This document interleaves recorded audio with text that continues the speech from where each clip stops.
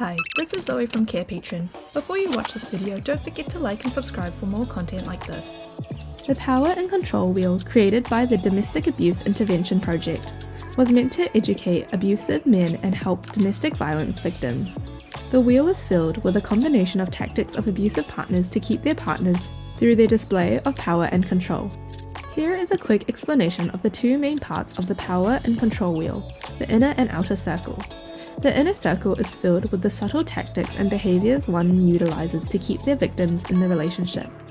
Meanwhile, the outer circle is filled with the less subtle actions and behaviors one uses.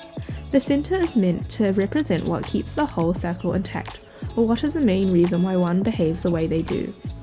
To use our Power and Control Wheel, follow these steps. Download our Power and Control Wheel from the Carepatron platform, which you can find in the link in the description. Explain the diagrams and go through the content. Sometimes the patient may digest the content better if one reads it out loud, making the patient feel more comfortable to further explanation if asked. Should the client be willing, and if you deem it helpful, you may ask your patient to write down their experience on the fillable Power and Control Wheel we provided.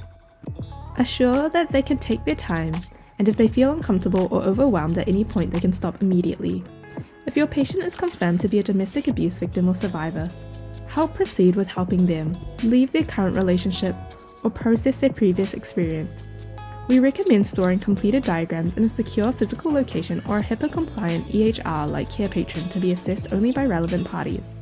Here is a sample of our Power and Control Wheel, which you can find on our Carepatron platform. To find our Power and Control Wheel, go to our Carepatron platform or click on the link in the description.